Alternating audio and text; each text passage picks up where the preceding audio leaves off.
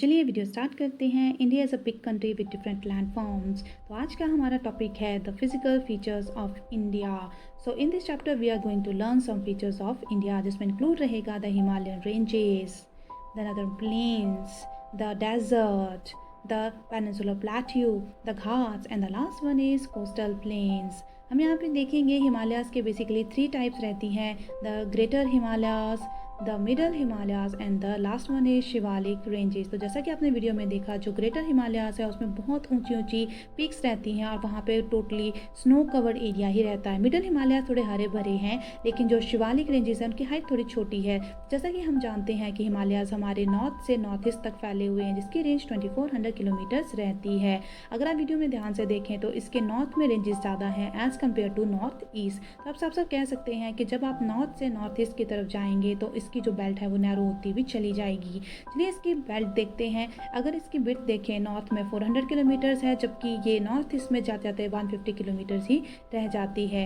Himalayas के कुछ benefits हैं, चलिए देखते हैं। तो सबसे पहला बेनिफिट ये है हमारा कि जो हमारे हिमालयाज़ हैं, अगर वो नहीं होते तो जो मानसून सीज़न में बारिशें आती हैं वो ना तो हिमालय से टकराती और ना ही जो है नॉर्थ एरिया को पानी ये फेड करती। अभी क्यों नहीं करती ऐसा? अगर हिमालयाज़ नहीं होते तो ये हवाएं सीधे सीधे सेंट्रल एशिया की तरफ चली जाती और यहाँ पे रह जाता तो सिर्फ रह जाता डेजर्ट।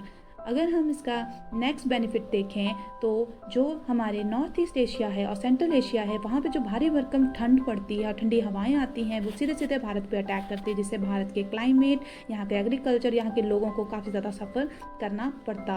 तो आप सीधे सीधे कह सकते हैं कि जो हमारा हिमालय है वो एक तरह से बैरियर का काम कर रहा है इन हवाओं से बीच में, और ये किसी तरह से अगर नहीं होता तो इससे हमें बहुत ज़्यादा डैमेज हो सकता था और वैसे भी हमें दुश्मन देशों से बचाता है। हमारा नेक्स्ट टॉपिक है द नदर्न प्लेन्स, जो हमारे शिवालिक फुटहिल से स्टार्ट होता है, जिसका एरिया 7 लाख स्क्वायर किलोमीटर्स फैला हुआ है, जिसकी रेंज 2400 किलोमीटर्स तक रहती है। Northern plains basically the Himalaya regions और द पेनिनसुलर प्लेट्यू के बीच में रहते हैं। अगर नदर्न प्लेन्स की बात करें तो इसे 3 मेजर नदियाँ जो हैं वो बनाती हैं। सबसे पहले Indus river, second Ganga river, third one is Brahmaputra river. तो चलिए नदर्न प्लेन्स का सबसे पहला प्लेन देखते हैं, जो है हमारा पंजाब प्लेन। बेसिकली इसे इंडस और इसकी ट्रिब्यूटरीज फेड करती हैं और ये ज़्यादातर इसका हिस्सा पाकिस्तान में यूटिलाइज किया जाता है, भारत में इतना इसे यूज़ नहीं किया जा सकता है। सेकेंड वन है सबसे बड़ा प्लेन जो बनाता है the Ganga plains. Most probably Ganga plain सबसे बड़े प्लेन्स हैं यहाँ पर। इसका कुछ हिस्सा बांग्लादेश में भी जाता है और यहाँ पर भी ये प्लेन्स बनाती हैं।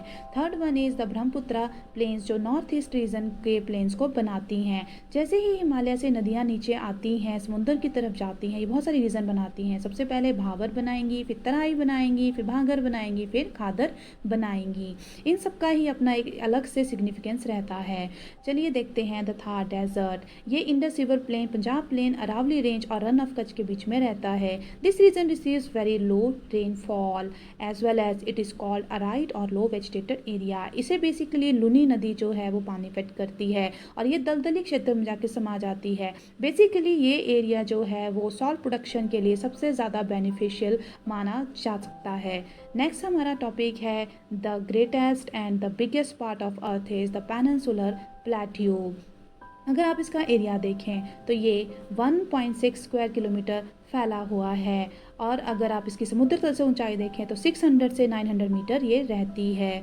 अगर आप ध्यान से देखें तो ये basically central highlands, Deccan plateau और नॉर्थ ईस्ट प्लेट्यू के बीच में फैला हुआ है।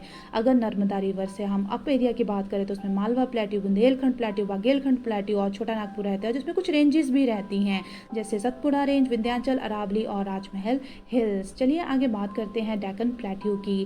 डेक्कन प्लेट्यू बेसिकली नर्मदा नदी से शुरू होता हुआ भारत के सदर्न मोस्ट पॉइंट तक ये जाता है। इसे हम बेसिकली डेक्कन ट्रैप भी कहते हैं। क्यों कहते हैं डेक्कन ट्रैप? क्योंकि एक साइड पे इसके ईस्टर्न घाट है, एक साइड पे इसके वेस्टर्न घाट है और ये दोनों घाट हमें नीलगिरी हिल्स में जाकर एक दूसरे से मिलते हैं। अगर हम इस पे ध्यान से देखें तो जो हमारा ये एरिया है वो 600 किलोमीटर तक रहता है।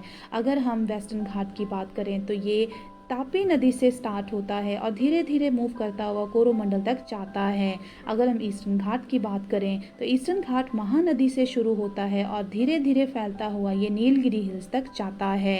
तो इन दोनों का ही अपना एक अलग से सिग्निफिकेंस है। देखते हैं जो ईस्टर्न घाट की नदियाँ हैं वो बे ऑफ बंगाल में गिरती हैं, जैसे महानदी, गोदावरी, कृष्णा, कावेरी, और ये एग्रीकल्चर पर्पज से बहुत ज़्यादा इंपॉर्टेंट है।